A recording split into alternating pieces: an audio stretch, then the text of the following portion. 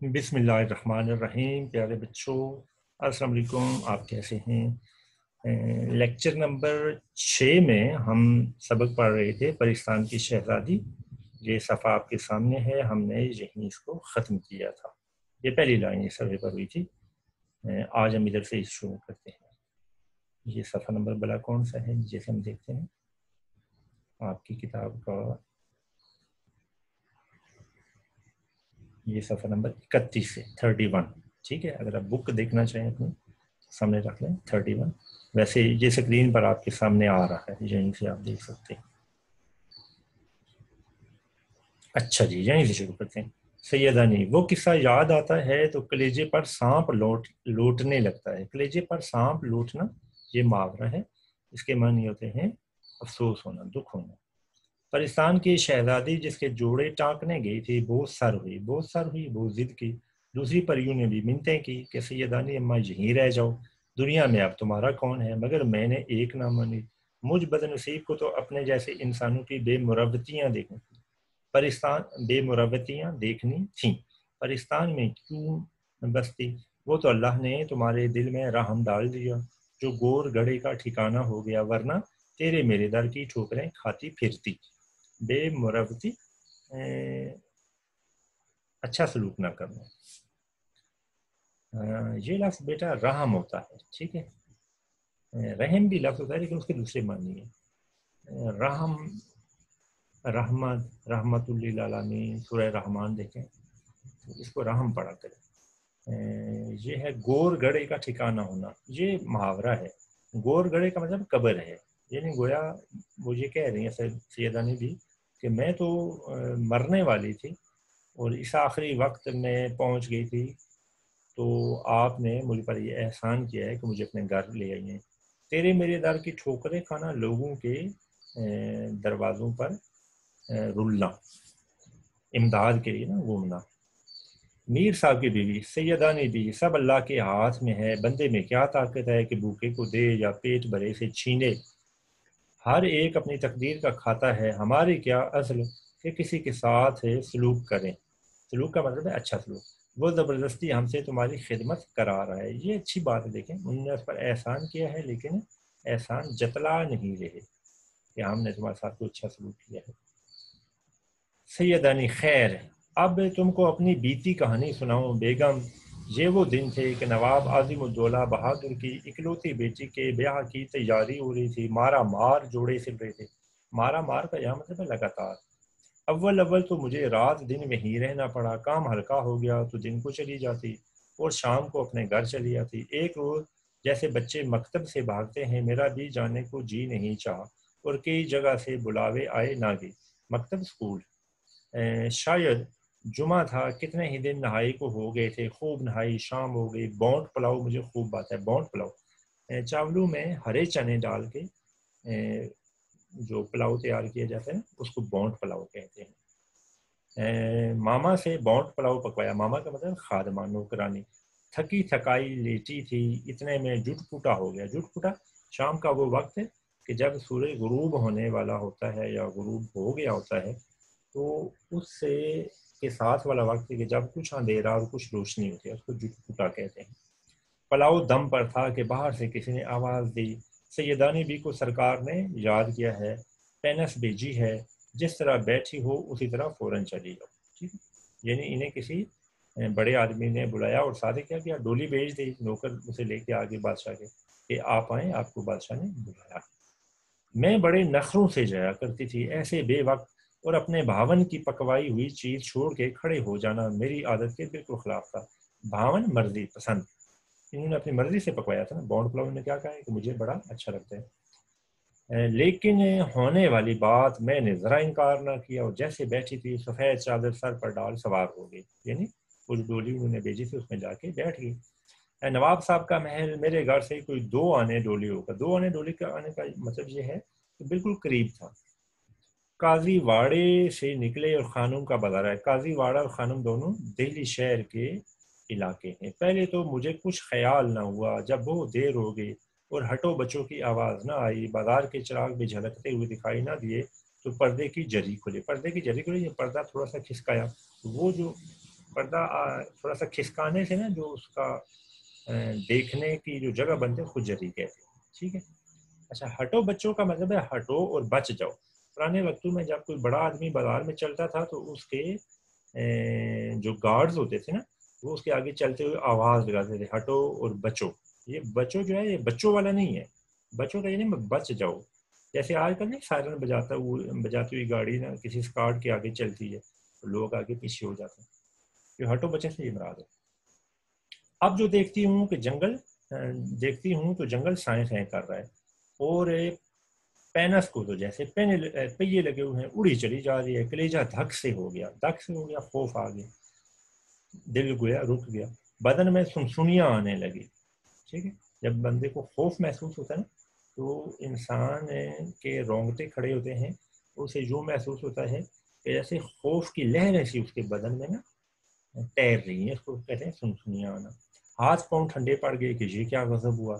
یہ موئے کا ہار کہاں لیے جاتے ہیں. موئے یعنی مر جائیں. کہا وہ مزدور کے جو ڈولی اٹھا کے لے کے جا رہے تھے.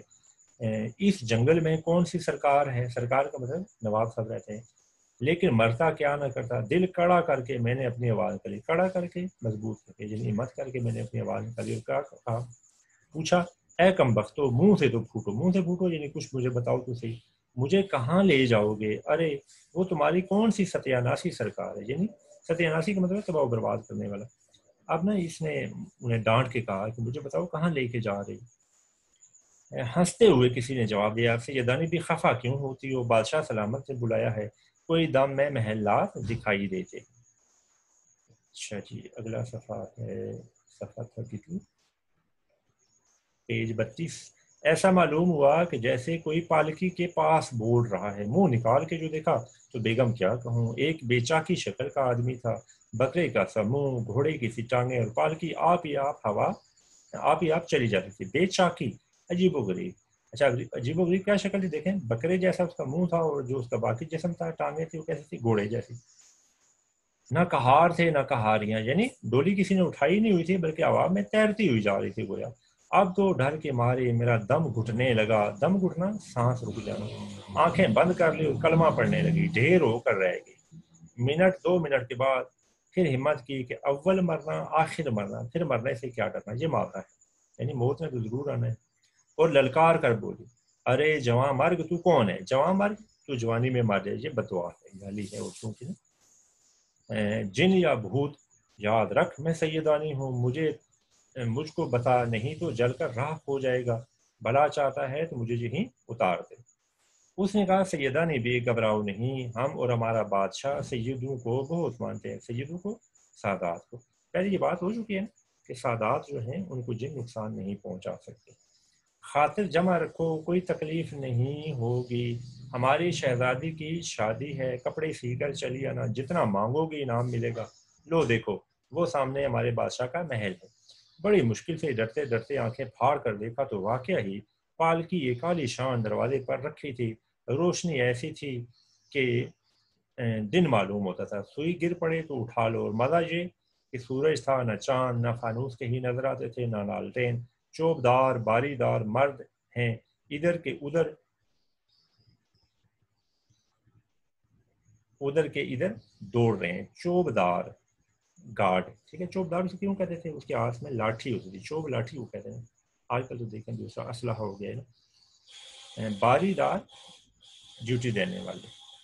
آسمان پر سے عجب عجب طرح کے باجوں کی آوازیں آ رہی تھی. اچھا دیکھیں اسے کیسا ماحول کریٹ کیا ہے کہ روشنی تو ہے لیکن یہ نظر نہیں آ رہا کہ روشنی کہاں سے آ رہی ہے. اور دیکھیں موسیقی کی آواز تو آ رہی ہے لیکن وہاں سے آسمان سے بجانے والے نظر نہیں آ رہے. یہ تماشا دیکھ کر میں ساری مصیبت بھول گئی. میں حیران تھی کہ یہ کس بادشاہ کا محل ہے. یہ گہما گہمی تو ہمارے بادشاہ کے ہاں بھی نہیں ہوتی. گہما گہمی رونا. کسے کہانیوں میں جیسی پریوں کا ذکر سنا ہے ایسی ہی ایک پری شانوں پر بال بکھرائے ہوئے بازوؤں پر میرے پاس آئی اور مہین آواز میں بولی. مہین پتلی باریک. سیدانی بھی بڑی راہ دکھائی. ہمارے بادشاہ اور بادشاہ بیگم کب سے تمہارا انتظار کر رہے ہیں. بڑی راہ دکھائی یعنی بہت انتظار کروایا.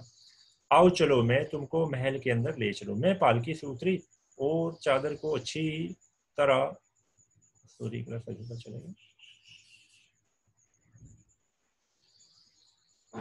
اچھی طرح اوڑ اس پری کے ساتھ ساتھ چلی. کیا کہوں اندر کیا بہار تھے، ہزاروں پریاں، گورے گورے رنگ، بوٹا سا قد یعنی خوبصورت قد، لمبا، زرق برق کپڑے، زرق برق چمکیلے، ہنستی چولیں کرتی آہلی گالی پھر رہی تھی. چولیں کرنا مذاق کرنا، آہلی گالی پھرنا ہنسی خوشی پھرنا. چمن ایسا کہ نہ دیکھا نہ سنا. چمن کا مطلب باغ، یعنی جس باغ سے وہ جا رہی ہے اس باغ کی بات ہو رہی ہے. اب یہ آگے اس باغ کا ذکر ہو رہا ہے. ہر درخت کا تنا چاندی کا، سونے کی شاخیں، زمرد کے پتے، پھلوں کی جگہ کہیں لال لٹک رہے تھے، کہیں نیلم کہیں پخرا. یہ نا زمرد، لال، نیلم، یہ پتھروں کی مختلف اقسام ہیں. قیمتی پتھر جو ہے مختلف رنگوں کے ہوتے ہیں، بڑے خوبصورت.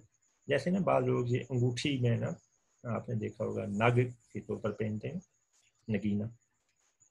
پھولوں پر یہ عالم تھا کہ جیسے ہیرے چمک رہے ہوں. کلیاں تھیں کہ سراہی دار موتی، خوشبو سے دماغ مہکا جاتا تھا. حوضوں کا پانی اللہ اللہ، یعنی حوضوں کا جو حوض بنے ہوئے تالاب، پونڈز، ان کا پانی کتنا خوبصورت تھا کہ سبحان اللہ.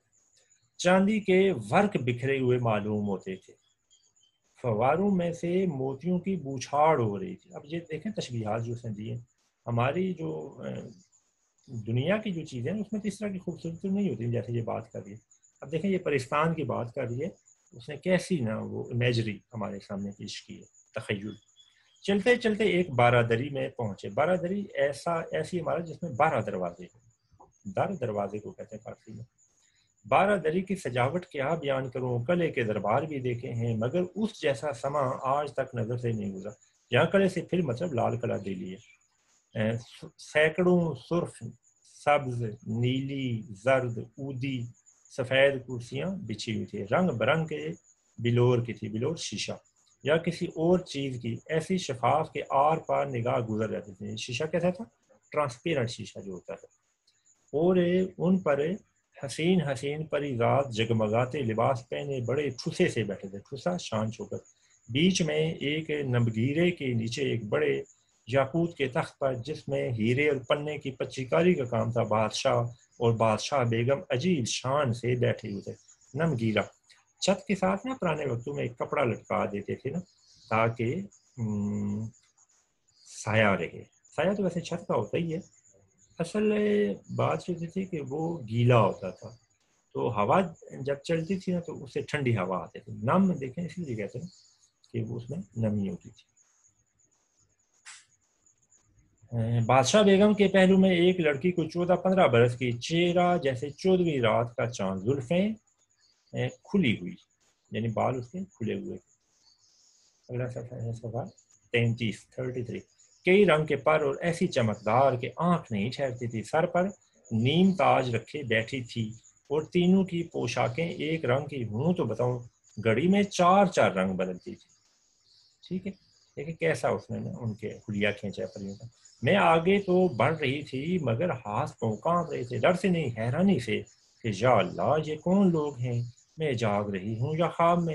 یہ پرستان کی سیر ہے، اور اگر جاگتے میں کوئی پری یا دیو مجھے یہاں اڑا لایا ہے تو دیکھیے گھر الٹا جانا بھی ہوتا ہے یا نہیں. اسی سوچ میں تخت کے پاس پہنچ گئی. بادشاہ میری گھبراہٹ دیکھ کر مسکرائے اور بادشاہ بیگم نے مجھ سے کہا آؤ سیدانی بھی آؤ، مزاج تو اچھا ہے، میں نے سنا ہے کہ راستے میں تم بہت ڈری. میں بولی حضور کو دعا دیتی ہوں. اور حضور ڈرنا کیسا، میں تو اللہ تعالیٰ نے مدد کی، نہیں تو جان نکلنے میں کسر ہی کیا رہی تھی. صدقے مولا کے نام پر. بادشاہ اور سارے درباری سرو قد کھڑے ہو گئے اور فرمانے لگے سیدانی بھی تم جانتے ہو ہمارے ہاں اس نام کی کتنی عزت ہے. یہاں مولا سے مطلب حضرت علی رضی اللہ تعالیٰ عنہ ہیں.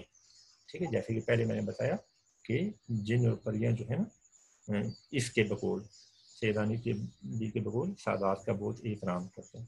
تو یہ اس نے جو ہی کہا نا کہ میں حضرت مولا علی کے نام پر قربان جاؤں، سارے جو درباری تھے جن اور پریاں وہ سرو قد یعنی سیدھے کھڑے ہو جانا عزت کے لیے. جیسے ہم قومی طرح پڑھا جاتا ہے کھڑے ہوتے ہیں نا، اس کو کہتے ہیں سرو قد کھڑے ہونا.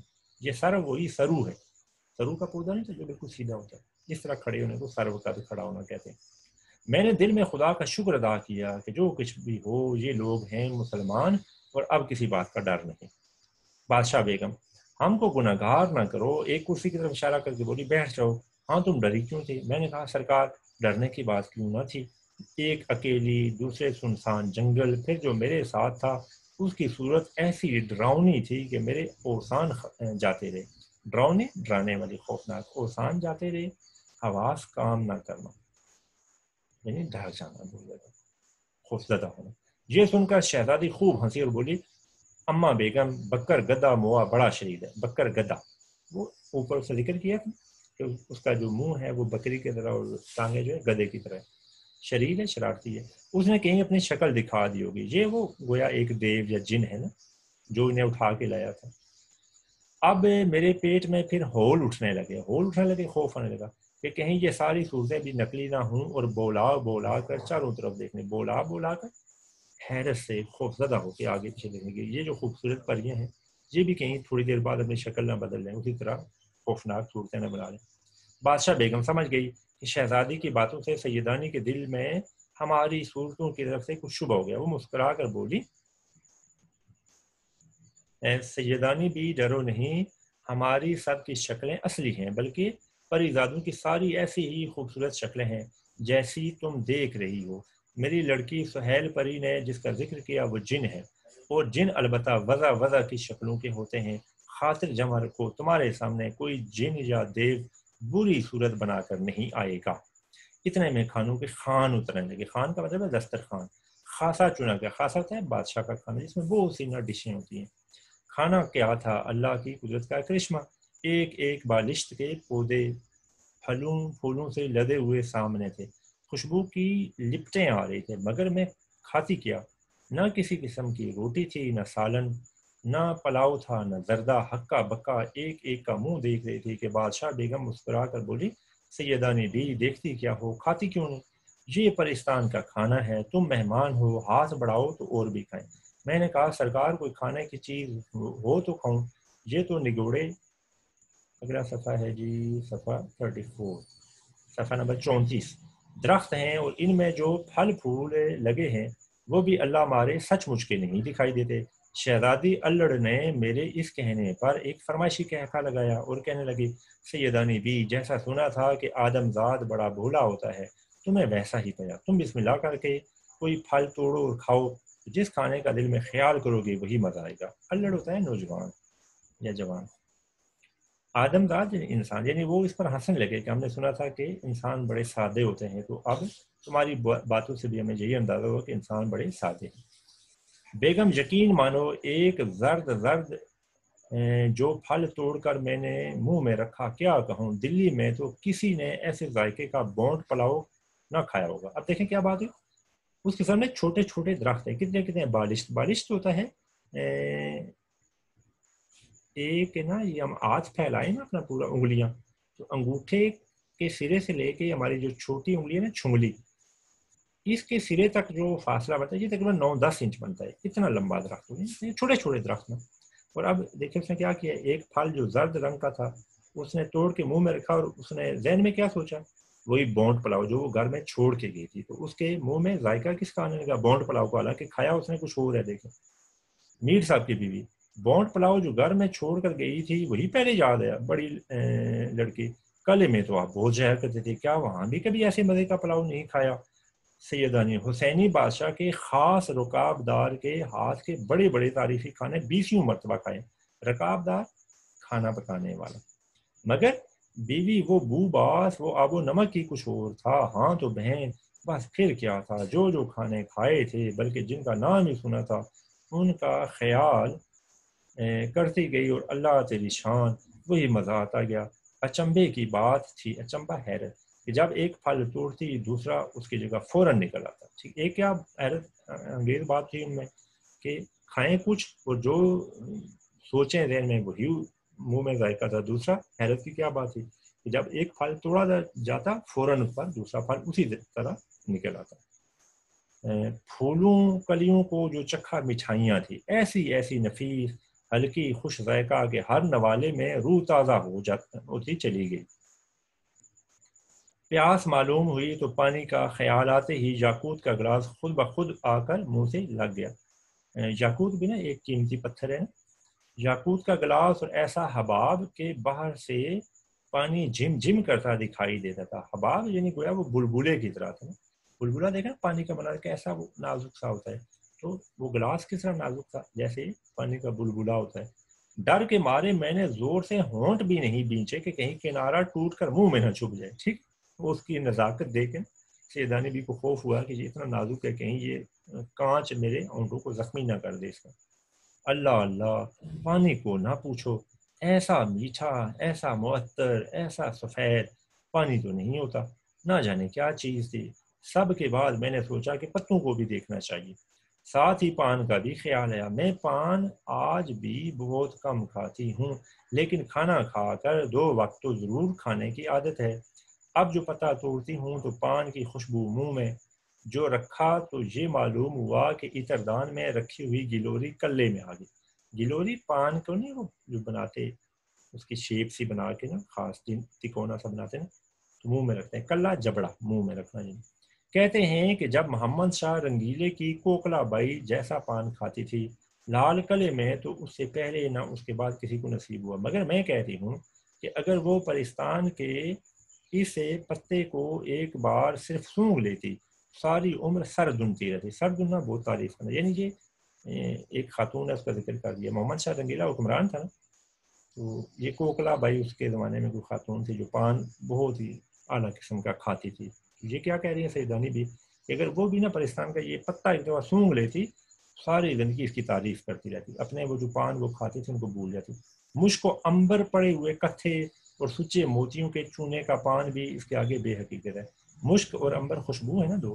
کتھا جو ہے نا, یہ اصل میں ایک درخت کی گوند ہوتی ہے, ٹھیک ہے, جو کہ نا پان میں استعمال ہوتی ہے. یہ اصل میں پان میں اس لیے ڈالتے ہیں تاکہ پان میں جو چونا یا ایسی چیزیں ہیں نا ڈالتے, اس سے منہ زخمی نہ ہو جائے. سچے موتی خالص موتی. جب سانس لیتی تھی نئی سے نئی خوشبو کی لپٹیں آتی تھی. اب بہن بادشاہ بیگم نے, جن کا نام زمرت پری تھا, توشہ خانے والوں کو حکم دیا کہ شہزادی کے کپڑے لاؤ. توشہ خانے کا ویسے مطلب تو انہوں نے لکھا ہے کہ کچن, کھانے پینے کی جہاں چیزیں رکھی جاتی ہیں, لیکن میرا خیال ہے یہ غلط ہے. توشہ خانے کا مطلب ہے سٹور. کپڑے سٹور میں رکھے جاتے ہیں نا, کچن میں کپڑے تو نہیں رکھے جاتے.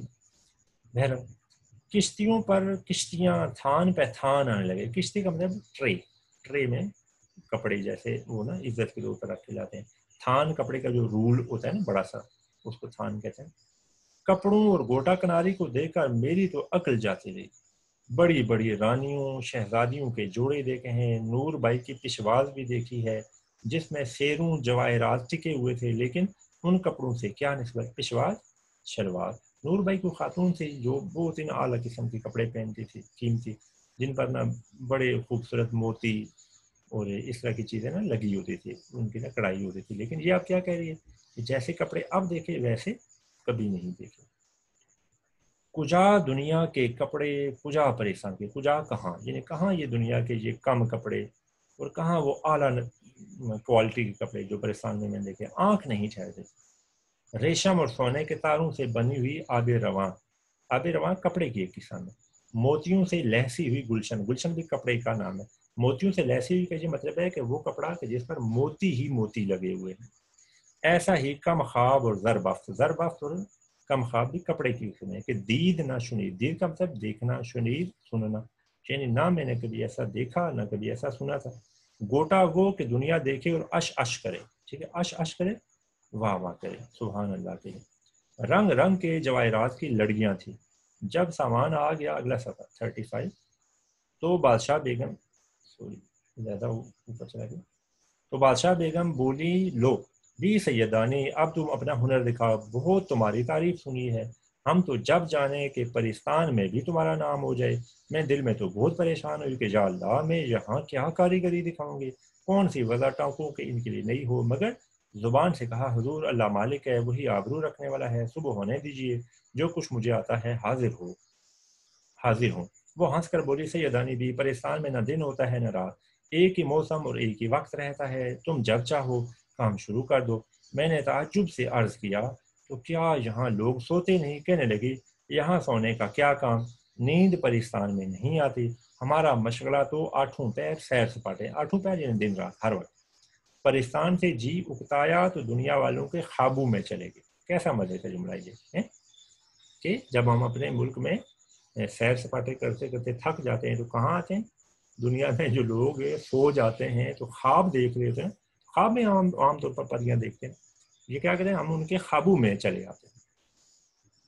اچھا آگے، بہن میں نے دیکھا کہ واقعہ ہی نیند کا نام بھی آنکھوں میں نہیں، نہ پیٹ میں گرانی نہ سر باری، گرانی بوجھ، جب ہم کھانا کھاتے ہیں دیکھیں پیٹ ایسے باری باری وہ محسوس ہوتا ہے، لگتا ہے کہ بہن اب آرام کرنا چاہیے، ہم سو جاتے ہیں، نہ انگڑائیاں نہ جمائیاں، سوچا کہ دیر کیوں لگائی جائے، قطر بیونت کا سامان تو موجود ہے، قطر بیونت یعنی کاٹنے کا سامان، کینچی وغیرہ، اللہ کا نام لے کر جوڑے کترنے لگے، اسے کترنا نہیں پڑنا، ٹھیک ہے، کترنے کا مطلب ہے چوہے کی طرح دانتوں سے کاٹنا، کترنا ہوتا ہے کینچی سے کاٹنا، اور اسی وقت سے سینے اور ٹانکنے کا لگا دیا، یعنی کام شروع کر دیا۔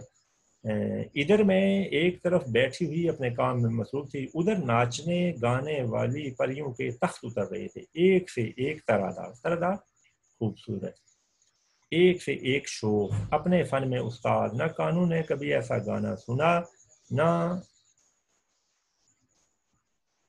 آنکھوں نے ایسے ناچ دیکھے تھے، آوازیں تھی کہ جیسے کوئلیں مل کر کوکیں، کوئل، ٹھیک ہے، کوئل کی آواز کو کوئل کا کوکنا، ناچ تھا کہ ہوا میں جیسے تتلیاں اڑ رہی تھی، کیا پوچھتی ہو بیگم، خدا کی قدرت کا تماشا تھا، لیکن مجھے تو اپنی فکر تھی کہ کہیں جلدی کام نپٹے اور چھٹکارا پا کر گھر جاؤں، ذرا کی ذرا آنکھ اٹھا کر دیکھ لیتی اور اپنی سوئی چلانے لگتی۔ اب دیکھیں کیسا اس نے تخیل جہاں پیش کیا ہے، دیکھیں اس کی کارسازی کے قربان، صدقے مشکل کشا کے، عقل نے ایسا کام دیا اور پہلے ہی جوڑے میں واہ واہ ہو گئی، اس کی کارسازی کے قربان، کارسازی کام بنانے والا، یعنی اللہ تعالیٰ کی جو قدرت ہے کہ وہ لوگوں کے کام بناتا ہے، اس پر قربان جاؤں، صدقے مشکل کشا کے، اور مشکل کشا حضرت علی رضی اللہ تعالیٰ عنہ کے صدقے جاؤں کہ میری عقل نے ایسا کام کیا کہ پہلا جوڑا ہی میں نے سلائی کر کے دیا، انہوں نے واہ واہ کی، بہت تعریف کی کہ واقعی آپ بہت اچھا کام کرتی ہیں۔ شہزادی کا چہرہ بھی خوشی کے مارے پھول کی طرح کھل گیا، اب کیا تھا، میرے ہاتھ پاؤں میں گھوڑے لگے، ہاتھ پاؤں میں گھوڑے لگے، جلدی جلدی میں کام کرنے لگی، دنوں کا کام گھڑیوں میں ہونے لگا، کہانی بہت لمبی ہے، کہاں تک کہوں، جس کام کی آدمی دھن باندھ لے وہ ہو ہی جاتا ہے، دھن باندھ لے، ارادہ باندھ لے، دھن ویسے شوق کو کہتے ہیں، آخر سارے جوڑے سل بھی گئے اور ٹک بھی گئے، ٹکائی ہوگی، ٹھیک ہے، ان پر وہ سل میں وہ جو ہے ستارے لگانا، یہ وہ کتنے دن لگے یہ کون کہہ سکتا ہے، وہاں دنوں کا حساب ہی نہ تھا، کیوں نہیں تھا، اسی کے وہاں اس نے کیا کہا کہ وہاں دن رات ہوتی ہی نہیں ہے، ہمیشہ ایک صحیح وقت رہتا ہے، ہاں اگر یہاں اتنا کام کرتی تو خدا جھوٹ نہ بلوائے میرے اکیلے ہاتھ پر 1 سال سے کام نہ لگتا، گویا سیدانی لگاتار 1 سال تک وہاں کپڑے سلائی کرتی رہی، لیکن اسے احساس نہیں ہوا کہ وہ لگاتار کام کر رہی۔ اس عرصے میں ساری پریاں، خاص طور پر شہزادی، مجھ سے بہت محبت کرنے لگی تھی، خالہ سیدانی کہتے کہتے اس کا منہ سوکھتا تھا، منہ سوکھتا تھا یعنی وہ تھکتی نہیں تھی، ہر وقت مجھے نا عزت سے بلاتی تھی، اس طرح گھنٹوں میرے پاس بیٹھی رہتی اور مجھ کو سوئی چلاتے دیکھا کرتے، تم جانو پاس رہنے کا بڑا اثر ہوتا ہے، مجھے بھی اس کی بولی بالی شکل پر پیار آتا تھا، مگر دل کو کیا کرتی، یہ نگوڑا تو جہاں پڑا ہوا تھا، گھر کی یاد چین نہیں لینے دیتی تھی، ہائے اپنا کھنڈلا پرستان میں بھی نہیں بھولا، کھنڈلا ٹوٹا پھوٹا مکان، اب دیکھیں نا پرستان میں کیسا شاندار ماحول اس نے یہاں بیان کیا، لیکن یہ کیا کہہ رہی ہے، مجھے اپنا گھر یاد آ رہا تھا جو اتنا خوبصورت تو نہیں ہے۔ آخر جب سارا کام ان کی مرضی کے مطابق ہو گیا تو میں نے کہا حضور خدا نے مجھے سرخرو کیا، کامیاب کیا، مولا نے میری آبرو رکھ لی، سرکار کی شہزادی کی شادی اور شہزادی کو یہ جوڑے پہننے مبارک ہو، اب لونڈی کو رخصت کیجیے۔ بادشاہ بیگم بولی سیدانی بھی، ہمارا جی چاہتا ہے کہ شہزادی کی شادی دیکھ کر جاؤ، سچ کہوں میرا جی بھر بھر آیا، مگر سوچا کہ سیدانی دیوانی ہوئی ہے، تو خاکی یہ آتشی، زیادہ میل اچھا نہیں، خاکی یعنی انسان خاک سے بنا، مٹی سے، وہ آتشی جن جو ہے نا آگ سے بنائے گئے نا، جیسے کہ سورہ رحمان میں اللہ تعالیٰ نے کہا ہے نا، تو میل ملاقات، یہاں مطلب ہم ملاقات کے علاوہ کہہ سکتے ہیں ملنا جلنا، ٹھیک ہے، اس نے کیا کہا کہ انہوں نے مجھے آفر تو کی کہ تم یہیں رہ جاؤ، لیکن میں نے اس بات کو غیر مناسب سمجھا کہ میں انسان ہوں، مجھے ان کے ساتھ نہیں رہنا چاہیے، ذرا سی دیر میں بگڑ بیٹھے تو جلا کر خاک کر دیں، بھاڑ میں جائے پرستان اور پرستان کی شہزادی، بھاڑ کیا ہوتا ہے بلا، جس میں دانے بونتے ہیں. ٹھیک ہے, وہ کڑائی وہ بٹی جس میں دانے بونتے ہیں اسے بہار کہتے ہیں. اگلا سوال بیٹا صفحہ 36 کو ہم چلیں گے. چل اپنے گھر چل اور ہاتھ جوڑ کر عرض کیا شہزادی کی شادی آپ کو جم جم نصیب ہو, مجھے تو جانے دیجیے. یہ سن کر شہزادی کی آنکھوں میں آنسو بہہ آئے اور بولی سیدانی بھی تم کیوں جاتی ہو, ہمارا دل ٹوٹتا ہے, نہ جاؤ یہیں رہو. میرے کلیجے پر چوٹ سی لگی. بڑی مشکل سے اپنے آپ کو سنبھال کر بولی سیدانی تم پرواری بیوی, تم اپنا جی باری نہ کرو, تم بلاؤ گی تو 100 دفعہ ہوں گی. ایک ہی دنیا نہیں چھوٹ سکتی. ایک اچانک مٹی میں خوش رہتی ہے, یعنی انسانوں میں خوش رہتا ہے. شہزادی تو کچھ خفا اور کچھ رونقتی سی ہو کر اٹھ گئی. رونقتی یعنی ناراض سی. ناراض کیوں کہ سیدانی بی نے اس کی بات نہیں مانی تھی. بادشاہ بیگم بولی اچھا بی سیدانی تمہاری مرضی, جاؤ خدا حافظ. اور اسی کلمو بکر گدے کو حکم دیا کہ سیدانی بی کو ان کے گھر پہنچا دے. کلمو جو ہے نا, جس کا لفظی مطلب ہوتا ہے کالے منہ والا, یہ عورتوں کے ایک گالی ہے نا. ٹھیک ہے, یہاں اس کو غصہ آ رہا ہے نا اس پر کہ اس نے آتے ہوئے مجھ کو ڈرایا تھا. تو اب سیدانی بی کو واپس چھوڑنے کی ذمہ داری بھی اسی کی لگائی گئی ہے کہ تم جاؤ اس کو چھوڑو. لیکن اب اس کو ساتھ ہی کیا ہدایت دی جا رہی ہے, خبردار جو راستے میں کسی قسم کی شرارت کی ہو, دیکھو جو انعام و اکرام سیدانی بی کو بادشاہ نے دیا ہے وہ سب پالکی میں رکھ لینا. دل میں خوش اور ظاہر میں بسورتی ہوئی سب سے رخصتی. بسورنا رونے والی شکل بننا, جیسے بچے نہیں روتے, آپ روتے ہیں تو عجیب سی شکل بناتے ہیں, اس کو کہتے ہیں بسورنا. وہی پری رات جو مجھے پالکی سے اتار کر لائی تھی ساتھ لے کر چلی. پھاٹک کے باہر پالکی موجود تھی اور مردو کسی وضع کا آدمی پاس کھڑا تھا. میں پالکی میں بیٹھی اور دم کے دم میں پالکی ہوا سے باتیں کر لگی. دم کے دم میں فوراً اچانک ہوا میں باتیں کر لگی, تیزی سے چلنے لگی. پالکی میں بیٹھ کر میں نے ادھر ادھر دیکھا کہ وہ جو پریشان کے بادشاہ نے انعام و اکرام دیا ہے کہاں ہے. اندھیرے میں کیا نظر آتا, ہاتھوں سے ٹٹولنا شروع کیا. ایک کونے میں بہت سے کنکر پتھر معلوم ہوئے. جل گئی کہ موئے جنات تھے نا, جہاں بھی دغا دیا. یہ ان کے گھر کا انعام و اکرام ہے. خیر جان بچی لاکھوں پر. خیریت سے گھر پہنچ جاؤں تو جانوں بڑا انعام پایا. اور چپکے ایک ایک کر کے وہ کنکر اور پتھر پردے کی جھری میں سے پھینکنے شروع کر دیے. قاعدہ ہے کہ خوشی میں راستہ جلدی کٹ جاتا ہے. آنکھ بند کرتے ہی گھر آ گیا. ڈیوڑی میں پالکی رکھی گئی. ڈیوڑی مین گیٹ کے سامنے جو چھجا بنا ہوتا ہے نا, اس کو ڈیوڑی کہتے ہیں. ڈیوڑی نہیں پڑھنا, ٹھیک ہے. ویسے میں نے یہ دونوں تلفظ سنے ہیں, اس کو ڈیوڑی بھی پڑھتے ہیں, ڈیوڑی بھی پڑھتے ہیں. مجھے جو زیادہ لگا ہے صحیح وہ اصل میں ڈیوڑی ہے مجھے لگا ہے. ٹھیک ہے, بہرحال ڈیوڑی بھی پڑھتے ہیں. چراغ جل رہا تھا. پردہ جو الٹا اور چراغ کی جوت جو پڑی تو کیا دیکھتی ہوں کہ جنہیں میں کنکر پتھر سمجھ رہی تھی وہ جواہرات ہیں. جوت پڑی, روشنی پڑی, چراغ کی روشنی پڑی تو کیا دیکھا کہ جن کو وہ پتھر سمجھ رہی تھی وہ کیا ہیں, ہیرے جواہرات. بڑے بڑے تو میں نے سب پھینک لیے تھے, 2-4 ننھے سے باقی تھے سر پیٹ لیا. اتنی دولت کوئی نگوڑی پھینکنے کی کیا ضرورت تھی, ایسا ہی تھا تو گھر آ کر پھینک دیتے. لیکن بہن تقدیر کی کھوٹ کہاں جاتی ہے, نصیب میں تو پتھر بھی نہ تھے. ہیرے لال زمرد کیوں ملتے, ایک ایک پیر من بر کا ہو گیا. ٹھیک ہے, من بر کا ہو گیا یعنی بہت وزنی ہو گیا, یعنی چلنا مشکل ہو گیا. کس وجہ سے, افسوس سے کہ اتنے میرے پاس ہیرے جواہرات جو انہوں نے مجھے تحفہ دیے تھے وہ سارے میں خواہ مخواہ پھینک آئی. صرف 4 نگینے رہ گئے تھے, وہی لے کر بڑی مشکل سے اتری. گھر میں جو پہنچی تو بونٹ پلاؤ جیسا چھوڑ گئی تھی ویسا ہی دم پر لگا ہوا تھا. بڑی بھی پکانے والی مغرب کی نماز پڑھ کر دعا مانگ رہی تھی. دعا مانگ چکی تو انہوں نے پوچھا بیگم کیا راستے میں سے الٹے پاؤں آ گئے, خیر تو ہے. میں نے دل میں کہا لیجئے یک نہ شد دو شد. یہ فارسی کا محاورہ ہے. یک نہ شد دو شد یعنی ایک مصیبت ختم نہیں ہوئی اور دوسری آ گئی.